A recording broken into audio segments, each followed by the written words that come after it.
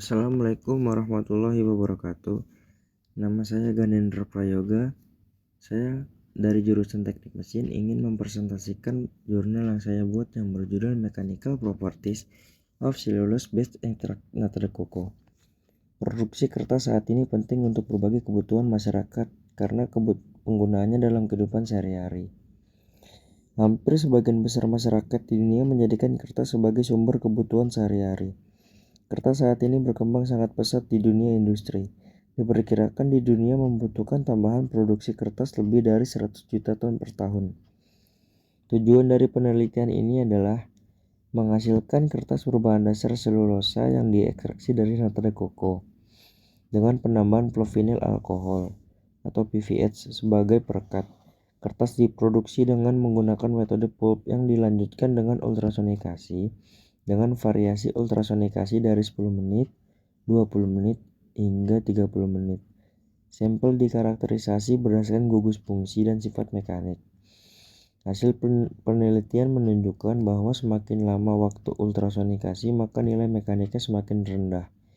Uji tarik tertinggi diperoleh pada ultrasonikasi 10 menit dengan nilai 5036 MPa. Dengan tingginya tingkat konsumsi kertas menyebabkan berkurangnya jumlah pohon yang menjadi bahan baku pembuatan kertas. Tercatat kurang lebih 65-97 juta ton pohon ditebang untuk memenuhi kebutuhan kertas tenaga kerja di Indonesia bahkan seluruh dunia. Produksi kertas dibuat dengan menggunakan bahan dasar yang mengandung selulosa. Selulosa dapat ditemukan pada serat kayu, kemudian diubah menjadi bahan setengah jadi atau pulp, dan hingga saat ini selulosa kayu pemegang peranan penting atau menjadi bahan utama yang digunakan dalam proses pembuatan kertas. Kebutuhan pulp untuk pembuatan kertas terus meningkat, sehingga semakin maraknya aktivitas menggunakan kertas. Proses pembuatan kertas pada kayu yang mengandung selulosa masih mengandung bahan lain seperti lignin dan hemiselulosa yang mengandung kayu lunak atau kayu daun jarum sebanyak 16% dan 25%. Oleh karena itu dilakukan proses pemisahan selulosa. Serat selulosa mempunyai jumlah yang sangat melimpah di alam. Selulosa yang diekstraksi dari nata de coco dijemur hingga berwarna putih keabu-abuan. Nata de coco kering dihaluskan dengan blender. Kemudian nata de coco yang sudah dihaluskan disaring menggunakan ayakan mesh. Setelah itu dimurnikan sebagai berikut. Selulosa bakteri yang diperoleh dari nata de coco ditimbang sebanyak 100 gram. Selulosa bakteri ini dicuci dengan air suling sampai pH netral. Setelah itu selulosa bakteri direndam dalam larutan NaOH 3% dengan 200 ml Aquades selama 24 jam atau 1 hari. Setelah selulosa bakteri direndam, dicuci, kemudian Aquades yang ber-pH netral. Selulosa bakteri direndam kembali dalam larutan NaOC 5% dalam 1 hari atau 24 jam. Kemudian dicuci kembali dengan Aquades sampai pH netral. Selulosa bakteri murni diperoleh dan kemudian diubah menjadi nanoselulosa menggunakan homogenizer ultrasonik selama 5 jam. Sebanyak 50 gram nanoselulosa bakteri dimasukkan ke dalam beaker glass 250 ml. Ditambah Aquades lalu diaduk. Kemudian 0,05 gram kaolin dan diaduk.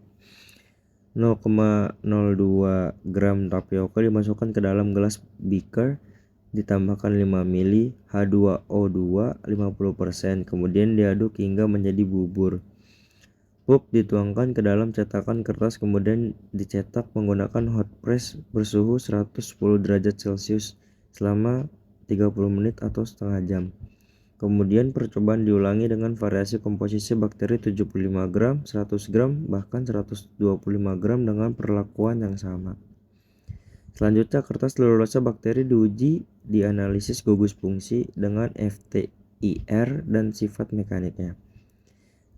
Di hasil pembahasan ini terdapat 3 diagram yang menunjukkan antara semua variasi waktu yang dilakukan pada alat ultrasonikasi homogenizer kertas nanoselulosa dengan waktu 10 menit mempunyai ketahanan tarik yang baik dengan nilai modulus sebesar 60,53 mph.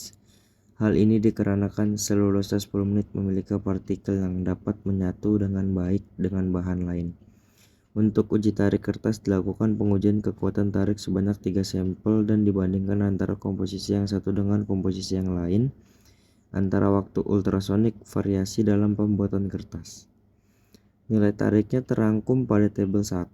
Dari tabel tersebut diperoleh bahwa uji tarik optimum pembuatan kertas pada variasi waktu ultrasonik selulosa adalah 10 menit. Untuk masing-masing pengujian tarik 10 menit, 20 menit, bahkan 30 menit antara lain 5036 mph itu ada di diagram pertama, 2270 mph ada di diagram kedua, dan 1772 mph ada di diagram ketiga. So, kesimpulan dari jurnal ini adalah dari perbedaan waktu ultrasonikasi terlihat bahwa semakin tinggi waktu ultrasonikasi pada pembuatan kertas, maka nilai uji tariknya akan semakin rendah. Hasil uji tarik yang paling optimum adalah waktu yang ada di diagram pertama, yaitu 10 menit dengan nilai uji tarik sebesar 5036 mph. Ya, jadi segitu aja presentasi dari jurnal yang saya buat. Kurang lebihnya mohon maaf. Assalamualaikum warahmatullahi wabarakatuh.